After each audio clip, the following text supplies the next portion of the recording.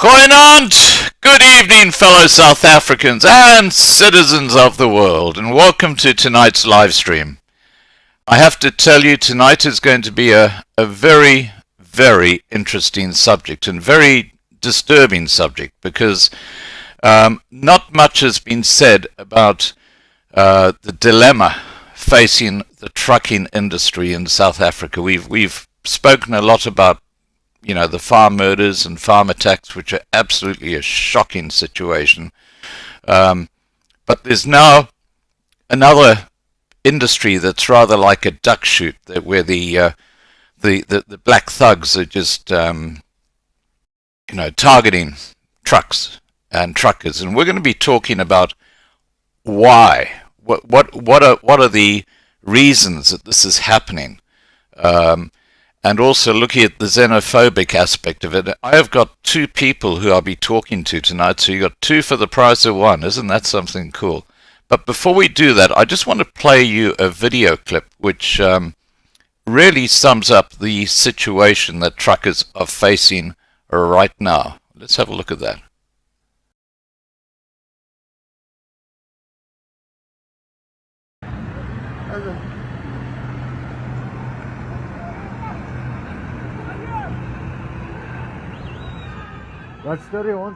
Okay, this is a scene that anyone in South Africa will be familiar with.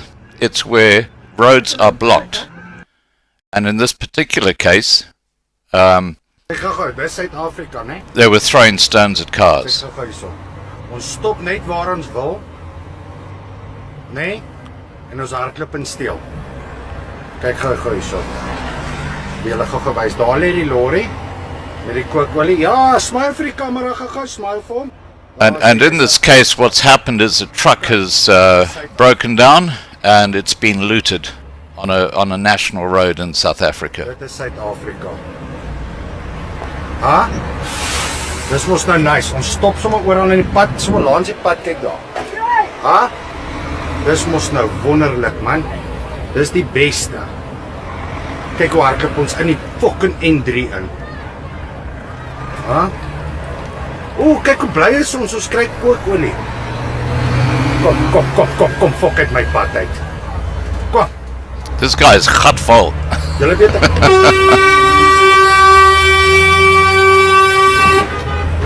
Fuck off!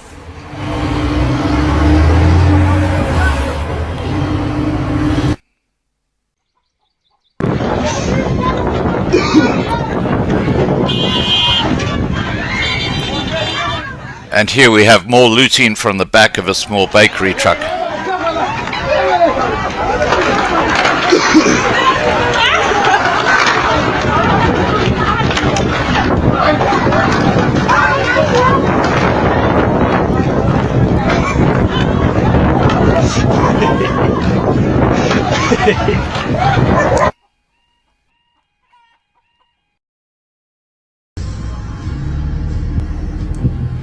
And again more looting, this time pineapples off the back of a truck. You can see them on the truck. And accident, Jan said this way, now they're stealing the pineapples off the back. In this particular incident, the truck driver is trapped inside the truck after having an accident, and he actually dies. And no one's helping him, they're all just stealing off the back of the truck.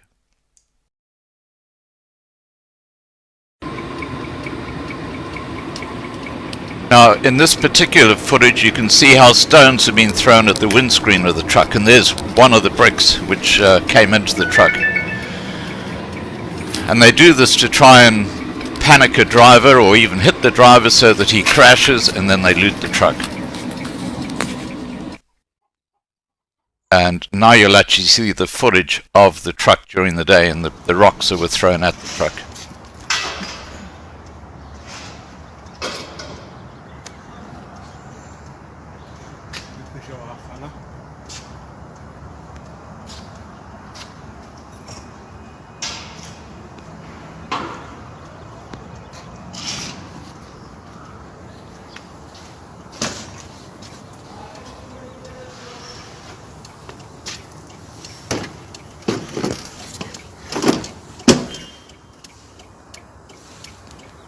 My double strike.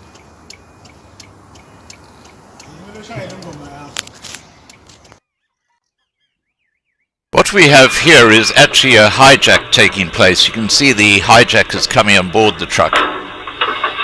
This is the proper driver who's been basically stopped, and he's now been harassed, and they just, when they bring out the guns, they just evict from the truck. As you can see, they're getting the hell out of there now, and here come the hijackers who are going to take over the truck.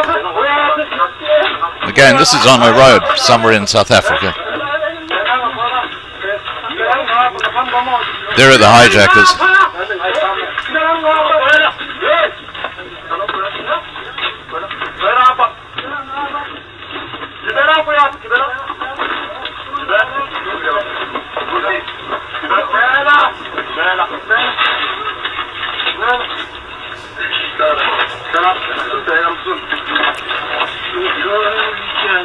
You see, there are normally 3 or 4 of them together. They go in large groups.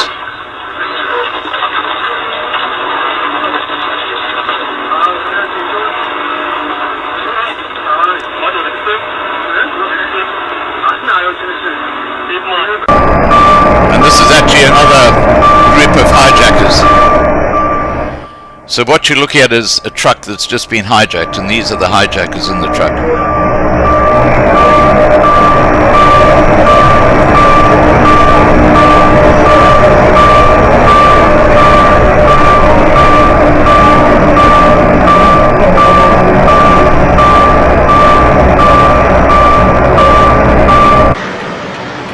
And of course, burning of trucks, another favorite sport.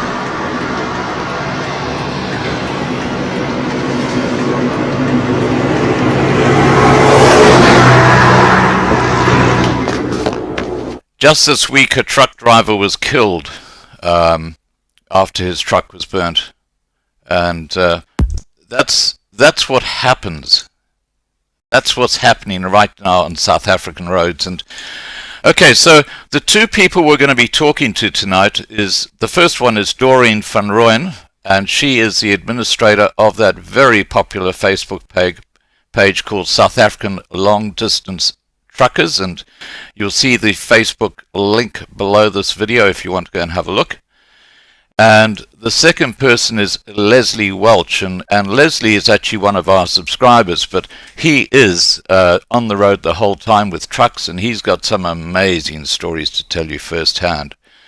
As I say, it's trucking is probably as dangerous today as farming, and it is a very crazy situation. Now, let me just get both of them on Skype so we can get the show on the road.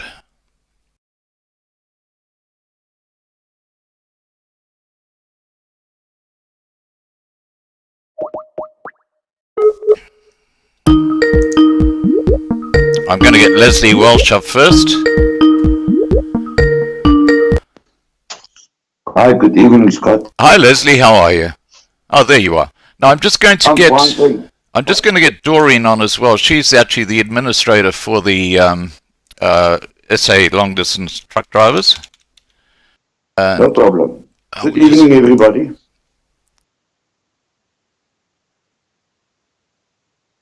Okay, so what we're going to do is we're going to be talking about what's happening in the trucking industry today. And here comes Doreen now. Hi, Doreen. Thank you for joining us. And meet Leslie. Hello, Scott. Hello, Leslie. Hello, Doreen. How are you? I'm good, thank you. Okay, I think what we'll do to start with is, starting with you, Doreen, tell me a bit of your background in trucking. Well, where must I start? My industry background is about, I would say, 15 years, but more on the labor and the legal side of business. Right. And I've joined SALT, the SA Long Distance Truckers, on Facebook in 2016, and actively become involved in the administration thereof in the beginning of this year. Right. Okay, so you've been in the industry about 15 years. Yes. Okay. Now, Leslie, tell us about your background in trucking. Just where you started, what you do. Well, first of all, I'm a boilermaker, and I'm only doing trucking for the last five years. And the things I've seen on the road and the things that happened to me already on the road of driving trucks, there's no words to say it. I call them vultures. Yeah, look, we'll get to that in a short while. But you've got some very, very interesting and disturbing stories to tell, and they need to be told. Now, Doreen, getting back to you, what are the challenges truck drivers are facing on South African roads today? Well, I think one of the biggest challenges is just to be on the roads. I think the road conditions in South Africa is very difficult. And one of the main things that the truckers now have is hijacking. And then with all, how the political unrest in our country with regards to service delivery, that cause protest action. Right. So a trucker might feel safe and leave a yard or wherever he has loaded and can't continue with his journey because there's a protest action in a town where he needs to travel through. Right. And then truck stops, the conditions of truck stops, poor health. And then whenever they, with truck stops, they don't have a safe environment where they can stay over. And whenever they are in an accident, the load gets looted. And they don't get a lot of support from SAPS. Yeah, so it's quite difficult for them on the roads at the moment. Absolutely. Now, Leslie, tell us a little bit about what you've experienced on the road as a truck driver. Okay. I stay in Port Elizabeth and I only do Cape Town trips. Right. And I was robbed 3 times in Cape Town already off my cell phone. The third time that happened in Stellenbosch. The people that knows Cape Town, Stellenbosch, Atlantis, and Parow. The first one that I was robbed was with a knife. That was about 3 o'clock in the morning when I got out of the truck to buy me a cup of coffee at the petrol station. It happened so quick. You know, you're shocked. What can you do? You must just give it. Yeah. And have you actually come across gangs on the road when you're in your truck and stuff like that? Yeah, last week on Wednesday morning between 10 and 11, I was driving on the N1 towards Stellenbosch. As I was get off the turnoff, there's a bridge and a weighbridge. Say about 900 meters from Stellenbosch, there is a pole there with a camera. My left eye caught these 2 guys kicking this white guy that was laying on the ground.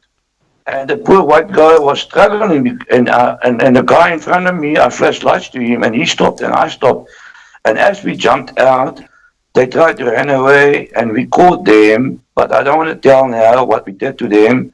After we sorted them out, we took them to the police station with the white guy. The white guy was in such a shock. You know we're safe in Cape Town. People think it's a safe place. That it is not a safe place, especially if you're white. Yeah. So you're finding that they're actually targeting white people now, are they? That's my opinion. Okay. All right. Now, getting back to you, Doreen, how have things deteriorated in South Africa? And do you have any stats that would sort of kind of support your views? Scott, the last statistics that I have on record was in April, and at that stage for the last financial year, about 1,200, 1,300 of trucks were burned and looted, and that have economic implication of about 1.3 billion rand. Wow. After April, you look of incidents on a daily basis, and not 1 or 2, but quite a few per day. If you go on our Facebook pages of SALT, then you can see every day there's reports of people being hijacked, people being looted, people that's been thrown with stones that are stoned, trucks that are burned. So it's a big implication in the trucking industry, but not only in the trucking industry, it will also have a very big influence on the economy. Absolutely. And, the truckers are basically the blood of the country. If you shut the trucking industry down, then you can't get food to the shops and things like that. Yes. Over to you, Leslie. What are your views on this? Yes, and can I just mention another 3 things, Scott? Sure, go ahead. Also, Cape Town in Killarney Gardens, there's an area called the Noon. They've burned that book. Okay, luckily the driver is okay. He got away, but the truck was burned down to ground. Right. It was a new link. It was burned down to ground. And then one day I was coming from Cape Town, out of Cape Town, Silurius Park, over the mountain by Grabouw, a bridge that was about midnight, 1, 2 o'clock in the morning. I was stoned. My windscreen of my truck was finished, broken. My cab on top of the metal part was damaged, and we had to send it in for repairs. The insurance covered it. They were standing on top of the bridge, and as I didn't stop, I drove on, and just say 2 kilometers after that, there was police standing there, and I stopped by the police, and I told him, they just ignore me. And then the third thing is, I came by Split, and by Split is a big problem, because Split and McBay is a big problem. And there's a bridge there, they like to stand on that bridge and throw their vehicles with bricks. And as I was coming on, there was a people in a car riding in front of me, and they threw a burning tire on top of that old man's car, and it was burning while he was driving. And they threw him with stones. That old man, there's a circle, if you know it very well, Scott, there's a circle there, there's a shoulder house there. Yeah. And the old man stopped, and I stopped by him, and I helped him. That man was crying because he's just bought that new car. So what I'm trying to say is, the roads on the road is extremely dangerous, and we are not having any support from the police or the traffic. Mossel Bay on the N2, there was 2 food trucks links that had an accident head on. The food was laying all over the streets. The traffic cops loaded their cars. They were looting. Full of food. Full of food. That's why I'm telling you, I call these people vultures. Wow.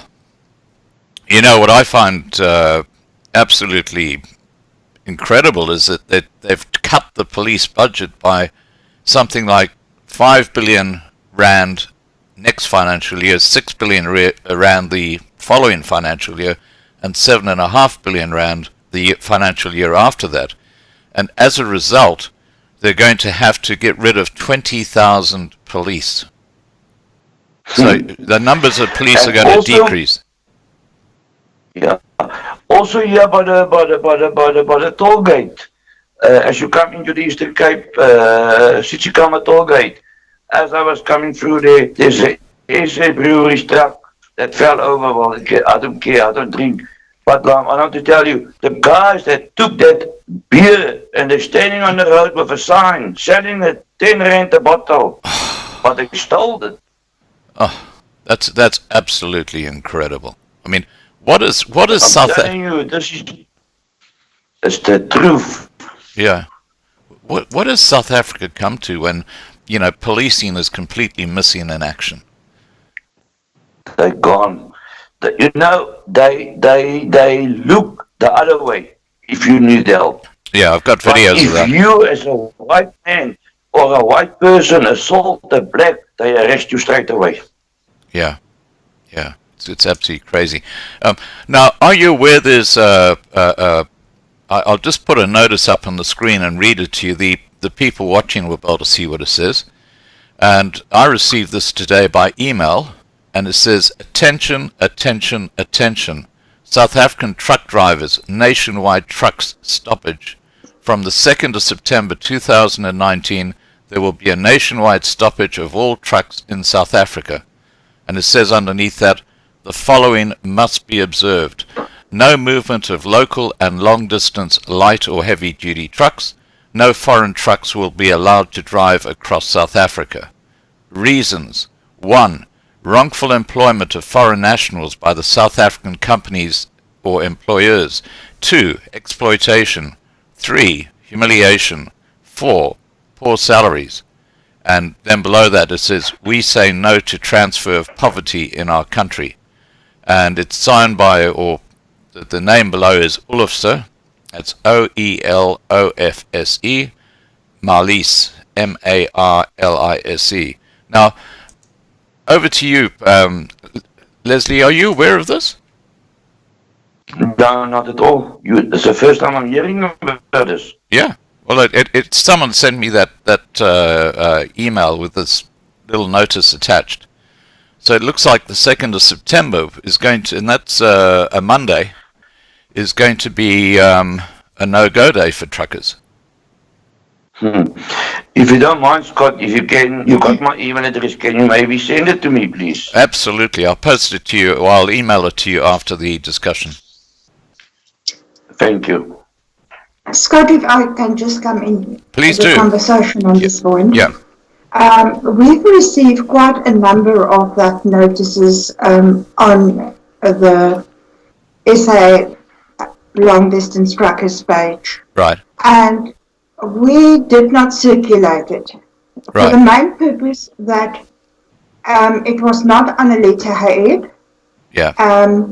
So it is for us, and the notice that we've received was not even signed by a signature. So Yeah. it could have been any person that's distributing it.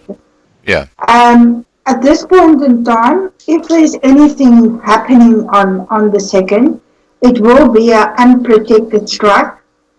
Our drivers will not be protected by labor law. Right. So, yeah. So what is going to happen on the 2nd, we really don't know. I know there is a plea out for the drivers to not be on the road on the 2nd, but we, from our side, we can't say it is like that, it's going to happen, what else? Because at this point in time, it's not published in any newspaper in South Africa. Yeah. It's a piece of paper that's circulated. And nobody has said, listen here, it's our association that is taking control of it whatsoever. Right. Now, just talking on this particular subject, what is behind these xenophobic attacks on truck drivers? And I'm talking in particular an organization like the ADTF. Can you tell us a bit more about that, Doreen? Scott, the ADTF they claim that they are a non-profit organization, and it stands for the All Truckers Drivers Foundation. Why they call themselves the All Truckers Drivers Foundation, I really don't know, because they're not represented by all truckers in South Africa. They're mainly represented by African black drivers, and their problem at the moment is the employment of foreign drivers in South Africa. They claim that employers in South Africa employs foreign drivers without legal work permits, and one of the reasons is that the transporteers is employing them is because the wage rates that they are paying is lower. So mainly, what it is my understanding that the ADTF is causing 3/4 of the havoc, especially in the KwaZulu-Natal area. Yeah, on the M3. The M3 Mooi River area. I know that there is an association that's representing businesses, transporteers in the Durban area that actually applied for an interdict against them. But yeah, it all boils around foreign employers, foreign employment. So that's the excuse to throw rocks through windscreens and loot trucks. Yes. Yeah. Between foreign employment and an incident that we specifically had in the Durban's area, Right. that where people actually threw a rock from a pedestrian crossing, a bridge over the N1, where the community came afterwards is because we don't have food, we don't have pajamas, we don't have slippers. Now we have that, and by forcing this truck to stop, we can loot the truck. And that actually cost the life of one of the drivers of a very, very big company in Cape Town, Yeah. a national company. Yeah, that was shocking. I saw the video footage of that, and it was just absolutely appalling. And you know, to the point that Leslie raised, I've seen video footage of police walking around just watching, you know, people loot, and they do absolutely nothing to stop them. You see, that is the problem. At this point in time, you know, everybody, after the last incident in KwaZulu-Natal, the KZN area, the ministers, the national ministers actually met in Durban, where they've decided to move forward and put steps in place. But after that first task team, nothing has happened. So the drivers is quite frustrated with the situation. And it's not only the drivers that's frustrated. I think business owners is also frustrated. Because, you know, in the end, drivers are working for companies. And it is still the responsibility of that employer to bring that driver safe home. Yeah, yeah. Now, Leslie, do you have any comments to make about the xenophobic attacks on? Yes, I just want to say something about the incident in Pietermaritzburg Bay. It was all about a councillor that they were not happy about. And that, to me, doesn't make sense. How can they burn tires and throw the vehicles and the trucks with stones and damage the properties of the industrial area that was burned and broken into and steal all the stuff out of the shops? I mean, I drive there past every week and it looks disgusting the way they demolish the buildings and the businesses. And Grabouw, the same problem. It was housing that they burned tires and blocked the roads. And as you come down Solarius Pass, into Somerset, 2 weeks ago, there was bricks laying all over the road. I had to ride with my truck over the bricks and stones. I mean, You can't stop. It's 1, 2, 3 o'clock in the morning. You can't stop because the way you stop, they kill you. Yeah. And to my opinion, what I will say, to me, it's political. You think so? I think so. You don't think it's just because the police have lost control, and you know they don't even bother to come out? That also, but politics plays a big role in South Africa of all the violence and all the crime. So which political party do you think? The EFF and the BLF? The ANC and Chameleon Malema. Chameleon, yeah, he is a chameleon. And what about this Andile Nixitama? Oh, he's a piece of rubbish. Well, the BLF have gone, politically anyway. They mustn't make me the Minister of South Africa. I will sort these things out within a day. Now, getting back to you, Doreen, because you have a lot of contact with truck drivers. How are they responding? Yes. How are they responding to these threats? Well, Scott, at this moment, the drivers are tired. And, you know, if you spend hours on the road and you actually want to stop at a truck stop to rest, and the next morning when you wake up and your wheels are stolen, what reaction are you going to get? Now, there are employers that understand the criminal activities of our colleagues, let's say our citizens, that they steal. But there are also employers that don't understand it and just dismiss staff for that. They're actually not to blame for it. Right. So if you ask me the question how drivers feel at the moment, they feel like taking law into their own hands. They feel like arming themselves. Yeah. So what is going to happen in the end? They are going to shoot people. and in the end, they are going to be the people, the persons in wrong. Yeah.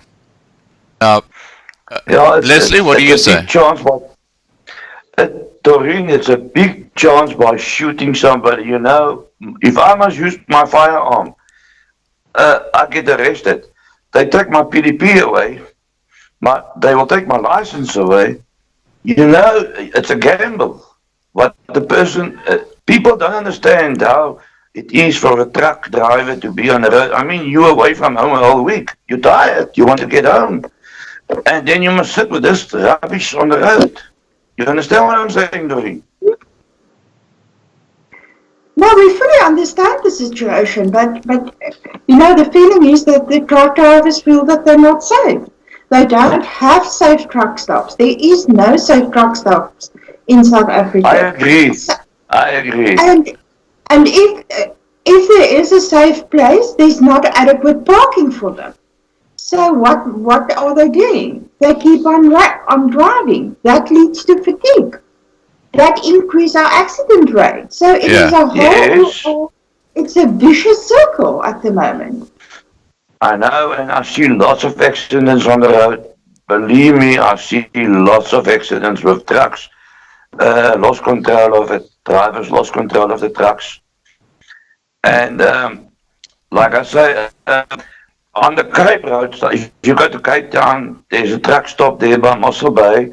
On the N2, you pay R100, and they've got fully security there and cameras there, which I can agree. There, I can tell you the truth. It's very safe there. Now, just on that point, where you've got these stops for truck drivers, why don't they put police there, especially in the evenings when it's more dangerous? You're talking to me, Scott? Yeah. Yeah, look, Mossel Bay, there's two petrol stations. The engine one and a total one. Right. And they both truck stops. You pay R100 to stay there at night. And there's always traffic there, but traffic is useless. They sit there the whole night and drink coffee. But that's the only two I can really honestly say that I think it's safe, because a lot of truck stops there. And the rest, I can't say it's safe. Right. Now, Doreen, what do you have to say about that? I think we should not take a blanket approach to say that all the policemen is not doing the job and all the traffic cops are not doing their job. Agreed. There are policemen that is really trying hard, and traffic cops that are trying hard. But unfortunately, with media and social media, we often only see the parties that is not really coming to play ball with us. But in the end, I'm based in the Western Province in Cape Town, and from South Side, we've met with the Minister of Transport of the Western Cape Province, and from his side, he is willing to assist us wherever, and the provincial traffic side. But how do you change a behavior of 25 years? You can't change it within a month or two. Yeah. So, yeah, there's quite a lot of work that's lying ahead of us. But I think the most important thing at this point in time is making people aware of what's going on, making them aware of the conditions that truck drivers is working in. Exactly. Now, over to you, Leslie.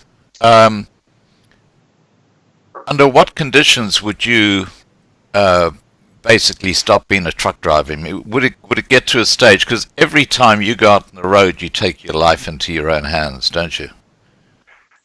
Yes, you do. And, you must continuously look around you, where you ride, where you stop. Your nerves is always finished. You must always be alert what's going on. And you must always think for the next person in front of you or whatever, because you don't know the person behind you or in front of you it can also be a hijack.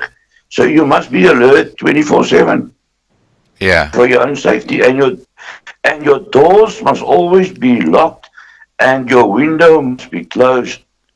Yeah. Yeah. It's absolutely crazy.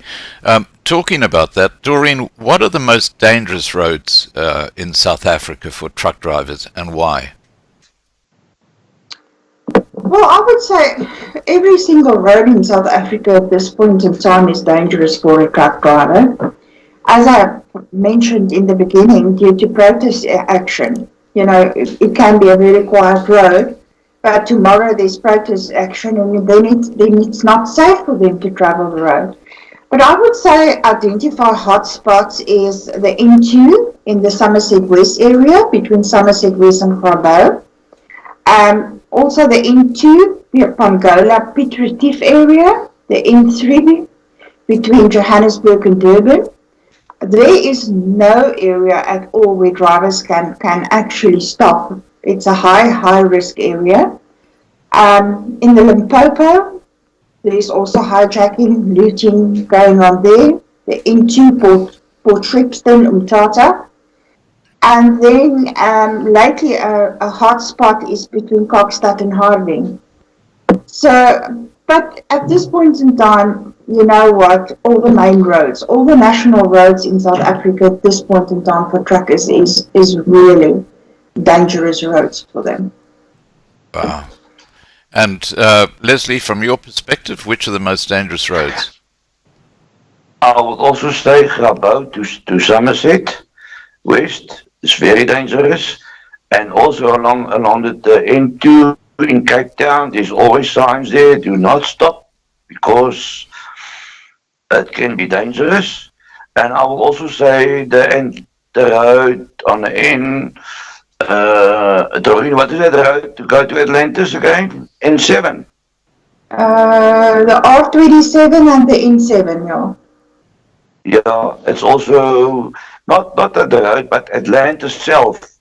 It's also dangerous there, because I know of a truck that was hijacked with meat in, and they emptied the whole truck. Wow. And they took all the meat. Now, this is just a hypothetical question I'd like to address to both of you. Perhaps we start with you, Doreen. Do you think that today it's more dangerous to be a truck driver than to be a farmer? Wow, what a question.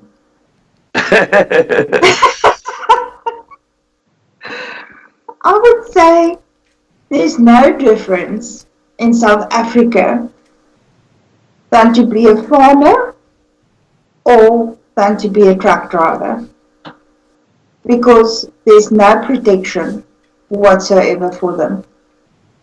Yeah, and you know, the common thread that Leslie raised is that if there's a farm attack and you get a group of blacks who come in and they assault the farmers and they steal stuff, there's never any arrest made. But if the farmer shoots one of those blacks, he is then before the courts for murder. And it's an incredibly hypocritical situation, because the farmer's only responding to protect himself. And getting back to Leslie's point about the truck drivers, if they do the same thing, they're before the courts for murder. Leslie? Exactly. Sorry, say again, what? Leslie, what do you feel about the subject we've just been talking about? Do you think that trucking is more dangerous than farming? I would say it's equal. To be a farmer, it's very dangerous. You're more dangerous to be a farmer because you're walking on your land. You got no protection. A truck, you're still inside a cab. Yeah. You can lock your doors, but it's also dangerous. They can throw a petrol bomb through your window, broke it, set the truck alight. So yeah, it's equal. I would say it's equal. They're both dangerous jobs. Yeah, because I think we need to really start highlighting the dangers of trucking for the truck drivers, because that's something that has really not been talked at by the Yes. media. And every truck that gets burned down to ground and the stuff has been stolen, it hits the economy of South Africa. Absolutely. I absolutely agree with you. And these people, these vultures, has got no brains to think. Yeah. Look, they're really good at shooting themselves in the left foot, aren't they? Exactly. Okay, now getting to a related subject, what are the most dangerous times to be on the road? First to you, Leslie. At night. Okay, so when it gets At dark. night, when it gets dark, you must be very alert because they can pop out anywhere. You know, for instance, the truck that fell over, the SA Brewery's truck that fell over full of beer here by the toll gate. It was dark, there was nobody. It's like you snap your fingers and they're there. Yeah, It looks like they smell it. yeah, absolutely incredible. Yeah. Doreen, what are your views on that? Once again, I'm going to say 24/7, but I would say also between 10 and 4 in the morning, because when it's dark, it is easier to disguise criminal activities. Right. Okay. Yeah. Now, we got a question that's come through here. Thanks, Glenn. Darby, who's actually a farmer and a good friend of this channel, asks, please ask Leslie if there is a safe area at all in South Africa where truckers can drive through. Yeah, look, in the daytime, I would say you can still manage to get away in the daytime, but at night you can't see properly at night, especially when it's dark. There's no lights. Some roads hasn't got lights. It's dangerous at night to ride through. You know, like Doreen say, 10 o'clock at night, like 4, 5 o'clock in the morning. It's a dangerous time to ride in a truck. Right. And, you know, putting black rocks on the road and stuff like that is just... Yeah, there's madness, man, madness. Yeah. And I mean, Plettenberg Bay, they were putting stones in the road by the bridge, burning tires. The police is standing there. I understand the police can't do anything because their rights has been taken away from them, but surely they can protect the public. And another thing is what I get mad at is the N2 is a national road. How can the government allow this shit that they close the roads on a national road? And you know what else about that N2 road? It's a main road between the airport and the city. And, you know, it's a really dangerous road. And they're promoting tourism. And even these tour shuttle buses are being attacked. And I know about it. I know. yeah, it's just absolutely crazy. It's totally out of control. Now, I've got another question. Oh, Doreen, do you want to respond to that question that was asked? About any safe parts in South Africa as far as truck drivers are concerned? No, not really. Okay. Now, we have another question. Concerned SA asks, please ask, have they considered having 2 drivers in the truck so when they stop, there's someone who can actually take over? Can I respond to that question? Please do, yeah. There are transporteers that using 2 drivers, dual driving in South Africa. And unfortunately, personally, I'm not a person that promotes dual drivers. Because if you look at the accident rates in South Africa, most accidents are linked to fatigue. Right. Now, research has shown that your brain never ever go into deep sleep mode if you is constantly traveling in a moving vehicle or on an aircraft. Now, if you have dual drivers, one driver is sleeping, the other one is driving. If you look at the safety aspect, okay, yes, your truck is moving all the time. But another thing is, a driver that's sleeping is not really going to help you for the safety aspect if something happens.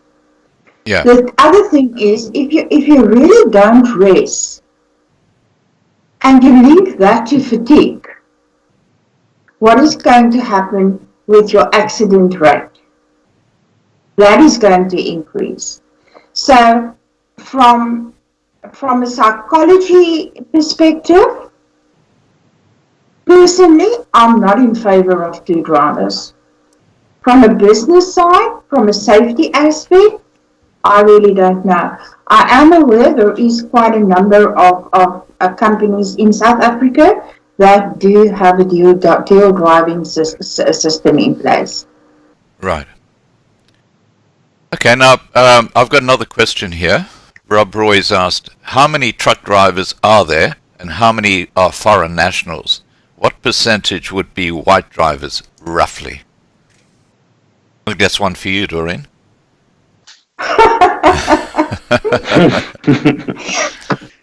Statistics. Unfortunately, I have to come back to you on that one. If I'm going to give you a number now, I'm going to thumb suck. Okay, now, Leslie, if you thumb suck, what would you say? I would say there's not a lot of white drivers on the road anymore. It's lots of companies employ Zimbabwean drivers. It's cheap rate, cheap labor. Right. Okay. Now, do you want to respond to that, Doreen? I don't agree with Leslie on cheap labor, because the transport industry in South Africa is governed by sectoral determination. So wages are determined by government, and the bargaining councils do regular inspections at the various transporteers. So this story that's going around that they're paying foreigners less money than South African citizens, you know what? Show me the payslip, and I will agree with you. If you can't prove it to me, I'm not in with it. Okay. I can prove it to you. Well, maybe I should put you guys in email contact so you can actually. I'll do that. Doreen, I'm coming to Cape Town next week. I can meet you for coffee and I can show it to you. You're welcome. Well, there you go. Hey, you know, this is not a dating site, I've got to tell you guys, okay? No, Although Glenn, who's actually in the side chat here, he met his future wife, Sinette, through this live stream. I saw that. Yeah. Now, I don't think my partner is going to be happy. Scott, maybe you must open a dating channel, young. No. I have to tell you, this is totally off topic, but it's really funny. I get thousands of emails, as you know, and one guy wrote to me, and he lives in Canada, and he said, "Oh look, I'm looking for a South African lady to come and have a relationship with," and basically his offer was that they could email him. He would assess them, and if they seemed okay, then they could go and stay in an apartment that he had in Canada. So it wasn't about helping; it was about actually getting a relationship happening. And I had a look at it and I said, no, that's not what we do here on this channel. So I see it all, I can tell you.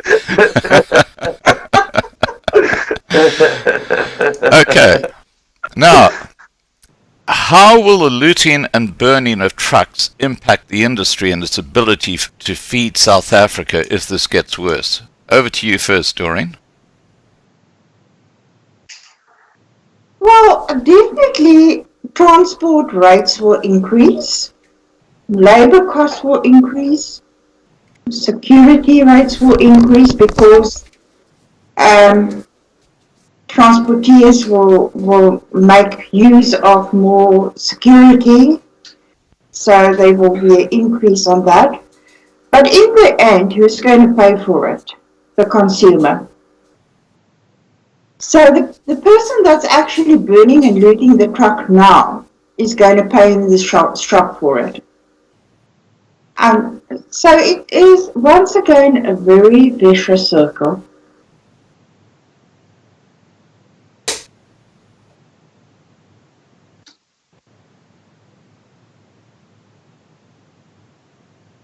Right, okay. Now, what about you, Leslie? What do you think? Yes, look, like I say, every truck that they burn down and steal the stuff from the truck, they're shooting themselves in the foot because tomorrow they must go to shop to buy the food. There's no food in the shop. Yeah. Yeah. So do you think that if things go much worse, that'll actually start happening, that trucks will stop traveling between cities? I think so.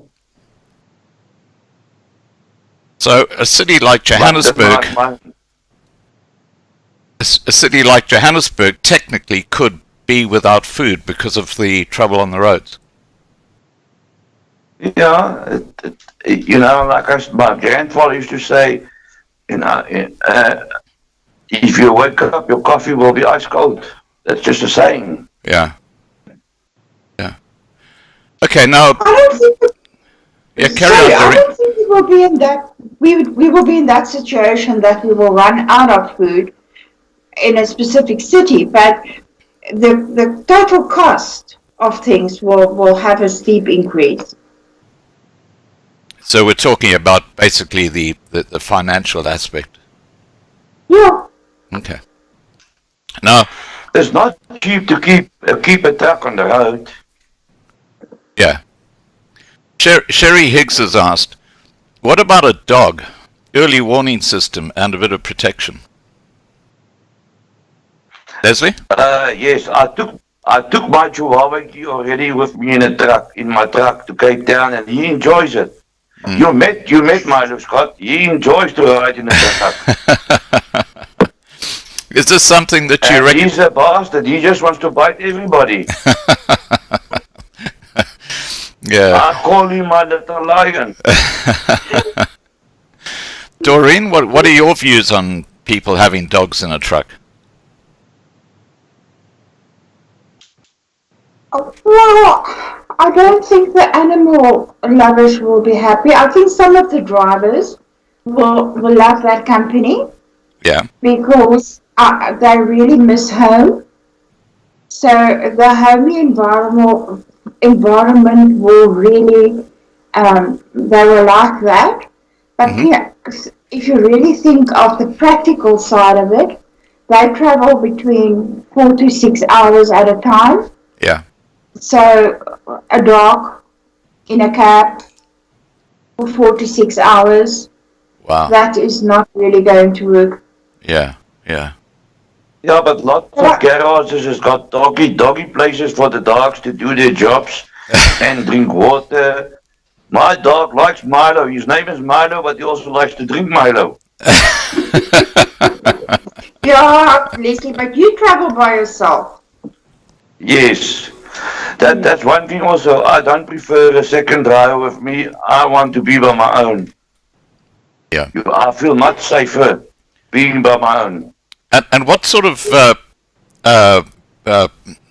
what do you normally carry in the back of your truck? Is it food or is it clothing? No, I don't do food. I don't do food. I only do plastic products.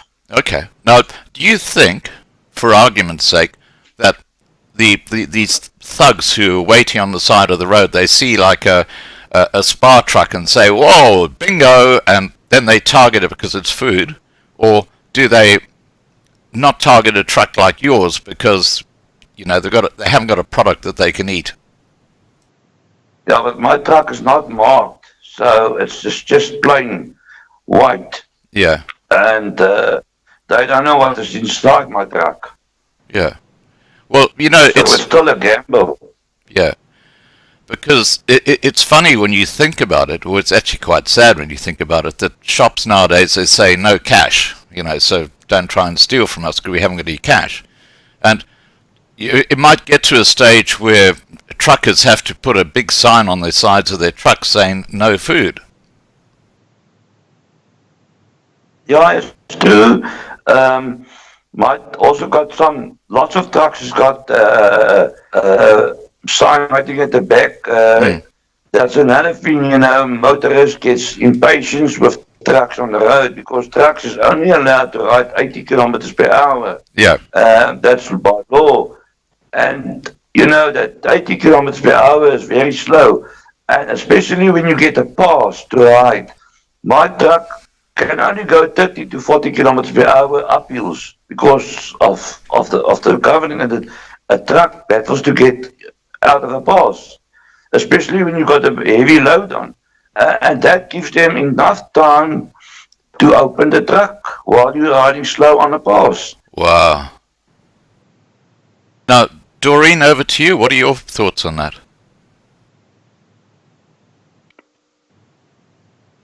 The thing is just, I strongly believe that sometimes they are at the places where drivers load, it's syndicate. There's informers that actually inform people what drivers have on board. So it is going to be difficult because we are living in South Africa, and at this point in time South Africa has fallen into a criminal state. So whatever you are going to put on your truck, no signage or no food or whatsoever, they will loot your truck. Yeah. Because somewhere along the line they can sell it and make money from it. Yeah, so they see it rather like just a gift shop where they can just walk in and take what they want and leave. Yeah, because Scott, is actually the problem that we have is a behavior problem in South Africa. People's behavior must start changing. Well, and that is not something that you and I can change. That's something that it must change with the person himself, with himself. Yeah.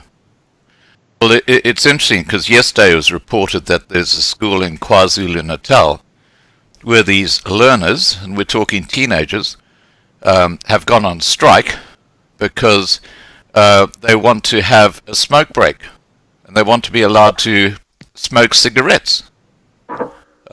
That's just extraordinary. Now, look, I don't know how valid that is, but the report came from a reputable media organization. No, it's all over the newspapers in South Africa. Right, absolutely crazy. Yeah. Now, Scott, can I just say? Yeah, please go ahead. Can I say something? I don't know if you saw my message this morning. I don't know if anybody. I stay in Port Elizabeth, outside Port Elizabeth, Eastern Cape Dispatch. You get Dispatch and you think, I stay in Dispatch. It's a very small place, and we've got a small town. This morning I went to town, and by the road, as I was coming out of the shop, an old man with a new Volkswagen Jetta stopped by the red road. Two black men in suits with a tie on, smashed his window out. He hit his face. It was just blood all over. Oh. So we ran to try and help this old man. Yeah. And they jumped into another car and they ran away. Right away. So to my thing, and all the people in town, they wanted to hijack that old man's car. Well, they probably wanted to keep him in the car because then they could take him to an ATM and get him to give him all their money as well. That's another thing, yes. That's absolutely shocking. Now, okay, Doreen. For this town. Yeah, so Port Elizabeth's not a safe town. It's never been a safe town. Yeah. Now, Doreen, over to you. How long have you had your Facebook page, and tell us what its purpose is and how are you looking at expanding it? Scott, the page, Bruce Little started the page in 2010, and we actually have 3 pages. SA long distance truckers Right. assault. The one page we have followers of close to 192,000 there. The Yeah. other one has got 56,000 followers. And then we have a Facebook group with the same name. All of our pages do have the same name. And there we fluctuate. At the moment, there was a time that we were close over 50,000, but with fake profiles and people that have more than one profile and those kind of things, we actually manage it there because there you can actually say whatever you want to say. And with litigation on social media, you have to be aware of what's going on there. So there, our membership is just over 36,000. Fantastic. So what is our future plans? Or what is the purpose of the page? The purpose of the page is actually to share information, not only with the trucker community in South Africa, but also with the world, what's going on in the truckers community, but also to collaborate between transporteers and drivers. That is important. And then my focus mainly is health issues and the security aspect. That is where my passion lies. Right. So that is what I'm working on.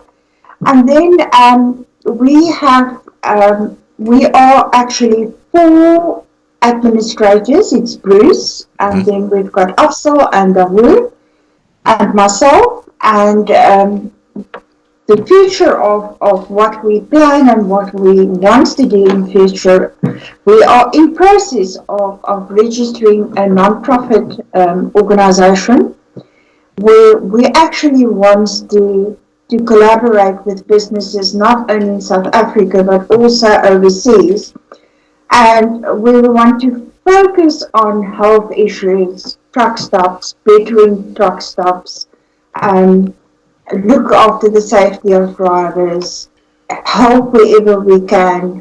So that is what we are planning in the near future.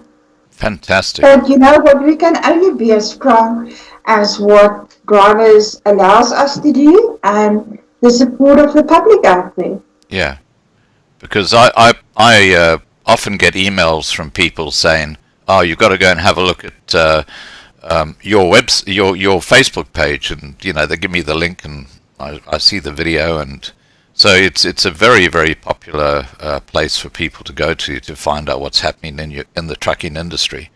There's quite a number of trucker sites on Facebook. Yeah. In South Africa, that's operation under SA name. But I think with all our years in operation on Facebook existence, is that we are really trying our utmost best. Our members know what we stand for. Yeah. And I'm the only lady between the 3 guys on as admins, but that's quite fun. But I love it. Yeah. It keeps me busy. Fantastic. And Leslie, is there something you'd like to add to the discussion on that? No, that's all, Scott. Okay. All right. Now, looking to the future, and we have touched on this just a little bit. Okay, now I've got a question that's come through. CH asks, why truckers can't drive in convoy and pay for own security? Doreen, do you want to answer that first, and then I'll hand over to Leslie?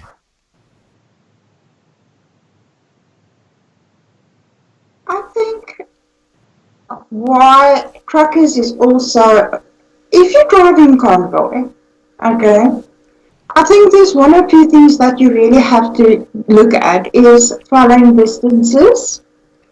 Our roads in South Africa is not really built for convoy driving. And our truck stops, if you have a very big convoy that wants to overnight at the truck stop, there's not adequate parking areas for them. But I know of transporteers locally that will ask their drivers to drive 2 or 3 trucks together. Right. But it also depends on where they load and their turnaround time, because some companies are loading in Johannesburg and they need to offload in Cape Town, for example, within 18 hours. Others say it depends on the service agreement with the client at the other side. We had also an incident now in Cape Town or in South Africa where one of the drivers actually had a security company escorting through an area, and 5 kilometers after the escort company, the security company has left him, he was actually being hijacked. So is security really going to help? So, but that is kind of things that we need to discuss. But what experience also has taught me is that people have wonderful ideas, but when you really have to sit around the table and work and start working and getting a collaboration with various institutions, people disappear. Yeah. It's very easy. You sit behind a computer and say, but why are you not doing that? Or why are you not doing this? Or you have to do this. But there's very little people that's really prepared to say, listen, yeah, I'm prepared to do it in my hands. Yeah. Leslie? Yeah, I would agree there with Doreen. Security is an expensive story, and but luckily my side is I've got very, very, very good bosses that I'm working for. If they know there's something very, very dangerous going on, they tell me straight away. They phone me, turn around, come back. Wow. Has that happened a few times, has it? I never turn back. I've just turned back to the closest town, and we wait there till it clears up, and then I leave again. Now, a minister in the Western Cape, Alfred, I've forgotten what his surname is now, but he said a few weeks ago that Cape Town is now a war zone. Would you agree with that? Yes, I do. There's a lot of places in Cape Town that I know that is very dangerous. Makassar is one of them. Parow is another one.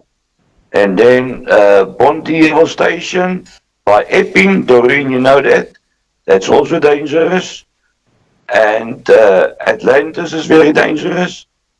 And the N2 in Cape Town is also very dangerous. In Cape Town itself? Yes.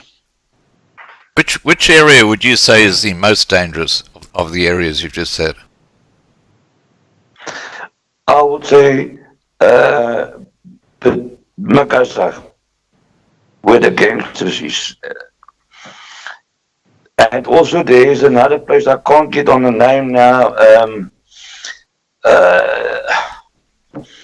but it's close to Epping in Cape Town. There's a lot of gangsters there. And I've last week in Cape Town, and the guy told me where I've loaded stuff by a company that a 14-year-old boy shot his own mother dead in Cape Town. I don't know which area it is, but I'm just going to what I've heard. Yeah, but they're always high on drugs, aren't they? These gangsters. Yeah, and this rubbish. Yeah. Doreen, what about you? If I have to look at the areas where truckers would offload or upload freight, I would say the Philippi area. The Philippi area is a very dangerous area. The route where the truckers must drive through is not a very safe route. It's gangsters, and then it's a combination of gangsters and the protest action. Because Makassar is more the N2, and that is the N2. Drivers don't deliver. I don't think there's any areas where they offload in Makassar. But if we speak about companies where they have to load and offload, then I would say it's the Philippi area. right. Because what I'm hearing is that some of the bad eggs in the police force are actually part of these gangs. No comment. Yes, I've also. No comment. I'm in Australia, so I can say this. Now, Yeah. what do you have to say as someone who's on the road a lot, Leslie? What do you have to say to the naysayers who say, "Oh, if everything's fine in South Africa, you know, it's like it's always been"? How dramatically has it deteriorated for you on the road in the last year? To be very honest, if I stay in America or any country in overseas, I will never recommend South Africa to be a holiday destination. I will never waste my money to come here. So, and have you seen, as a driver over the last 5 years, have you just seen the conditions of the roads, the carjackings, all these sort of things that happened, or truck jackings, have you seen them deteriorate over that period of time, or get worse? It's getting worse. And the government, what I don't understand is the government allows this rubbish to carry on and on and on, and they don't stop it. Yeah, they're too busy padding their own pockets. That's the trouble. They're too busy stealing our money. Yeah, exactly. Doreen, what about you? What are your views on that? Well, I'm not a trucker and I'm not on the road. What I can say is maybe I'm lucky. I do travel in the not so safe areas. Yeah. But there's an Afrikaanse saying, my father didn't brought up children that's afraid of life. So I handle it day by day. I don't feel unsafe. I think I'm too positive to feel unsafe, but I fully understand why truckers feel unsafe.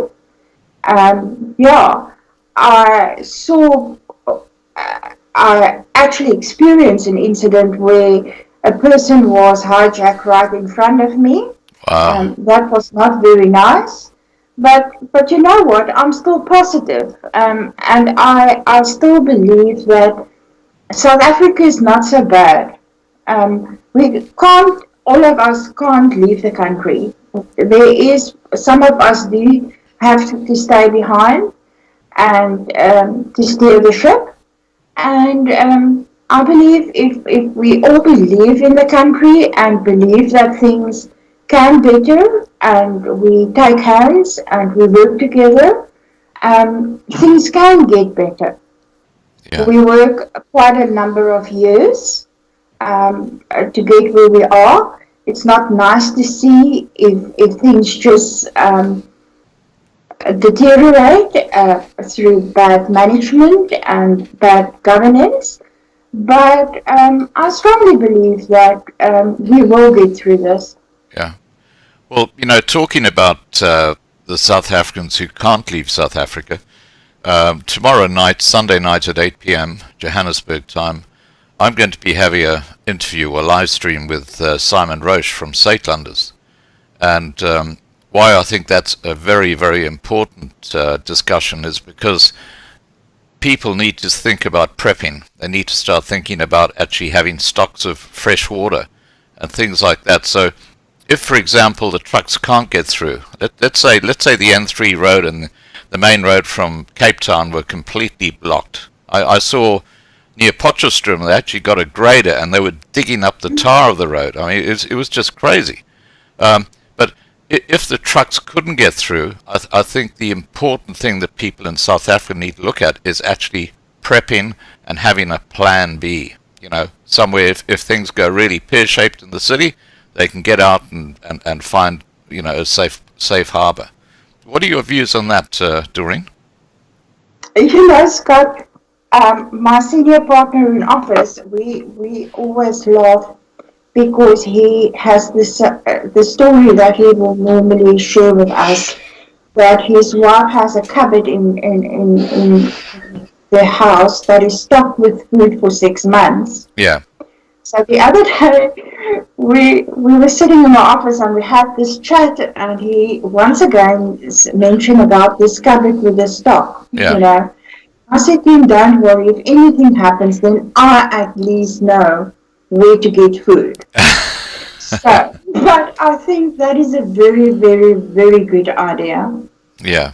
Yeah, I look, you've got to have a plan B. That's the bottom line. I mean, South Africa is not a safe place. Well, to be very honest with you, I don't have a plan B. Well, I think you should look at it. I really do. What about you, Leslie? What do you think? I think a plan B is number one. Like the things going in South Africa at the moment, people must realize they must wake up, because things is just going to get worse and worse and worse.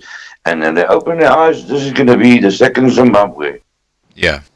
And we know what's happening in Zimbabwe right now. The starvation is shocking. Exactly. They started killing the farmers and taking their land. And this is what's happening in South Africa at the moment. And all the white people is going to get gutful for this nonsense and stand up for their rights. Yeah. Have you seen that guy from Gatvol, Cape Townian? No, not really. Faisal Jacobs. Yeah. He's a character, isn't he? No, Tell us what you think about that, Doreen. Yeah, no, I think in Cape Town, the community that he represents Yeah. is actually worse off than anybody else. Yeah. So I fully understand their actions. Yeah, he's quite an emotional sort of fellow. Now, But we can't blame them. I'm just going to address the people watching right now. We've got well over 100 people watching the live stream.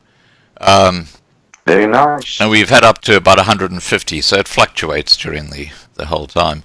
But those watching, if you'd like to post any questions you'd like to ask Doreen or Leslie, just say which person you'd like to answer it, and I'll give the other one an opportunity to respond as well. Now, starting off with you, Leslie, is there something you would like to say to people who are watching this live stream? Yeah, I would say that people must be very careful on the roads. Always be alert. Keep your doors locked. Keep your windows closed, because you never know what can happen. Yeah, they're very quick and organized, aren't they, these gangs? Yeah, very quick, and they are always more than two. And when it comes to a robot, keep your car or driving vehicle in care. So if something happens, you pull away. Yeah. So you keep a distance. You can escape. You keep a distance. What I normally do, if I see the robot is red, I start slowing down and go slow till it gets green, and then I put foot in the hook. And what would you do, hypothetically speaking, if a couple of guys jumped on the back of your truck trying to get in while you were parked at a red light? At the back or by my cab? No, at the back, trying to open the door and stuff like that. Well, they're going to need the angle grinder to open my truck, because I've got specialized locks on it. Oh, okay. So you got it covered. Now, Doreen... Yeah, they won't be able. They can't even open it with a ball cutter. Wow. Doreen, is there something you'd like to say to the group who are watching this live stream? There's not much that I can add, but if there's a motorist, and I think all of them are motorists that's listening, is that, guys, just remember that people that's driving trucks can't stop immediately. Leave a following distance, don't drive in front of them and brake. Respect a trucker, that's all what I ask. And every time in peak traffic, when a guy is on the road, just think about it, that is the guy that's actually feeding you, bringing food to your table. Think about the hours that they spend on the road. Think about the conditions. Think about the time that they're not spending at their families. They don't have a warm bed every night where they sleep in. They don't have a cooked meal every night. They don't do their washing like you and I do every day. So just have more empathy when you are traveling on the road and see a bloke in a truck. That's all what I'm asking. Very well said. I totally concur with what you said. I mean, the thing is that people are always in such a hurry, and when they get held up by a truck, they get frustrated, and they don't think about the person inside that truck who is actually delivering something that you might buy from the shop tomorrow. Yes. So true. So true. Okay, now, guys, are there any further questions anybody would like to ask? Please just post them in now, because we'll be shutting down the live stream shortly. And while I'm just waiting for that to happen, Doreen, you might like to put a copy of this video into your Facebook pages so that people can see what was discussed. Yes, I would love to. Okay, what I'll do is I'll send you the link, because it actually takes time for YouTube to process the video. But I'll just send you the link, and then you can put that up in there. That'd be great. That would be awesome. Thank you, Scott. And thanks very much for the opportunity that we can share what that I can share on behalf of the truckers what they are going through in South Africa. And we want to actually ask the public that if you are not a member on our pages, please join and please have sympathy for us. Fantastic. Now, Leslie, your routine, I guess you spend about 4 or 5 days a week on the road, don't you? Yes, I do. I'm 4 days a week on the road. Okay, so I mean, you know, for someone who doesn't drive a lot, you know what's going on out there. And oh, yes. And what you've spoken about today is basically that the roads in South Africa are not safe. And it's not just the potholes, it's these gangs that are all over the place now. Yeah, I just going to add something, man. I went last weekend and Friday night. I went to Joburg. A friend of mine asked me to take some stuff up for him to Joburg. And I went through a small little town, you know, and a truck driver actually hit 2 cows. They were laying in the road. They were busy slaughtering those cows in the street. Oh. Well, well, you know what happened at Fort Hare University last week, don't you? Did you hear about that? Yes, I know about it. Yeah, did you hear about it, Doreen? No, I did not. Okay, they're having a protest at Fort Hare University because they're not getting enough free money from the university.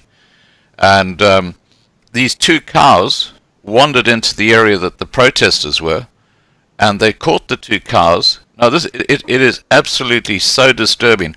They were cutting bits of meat off these cows while they were still alive. Yeah.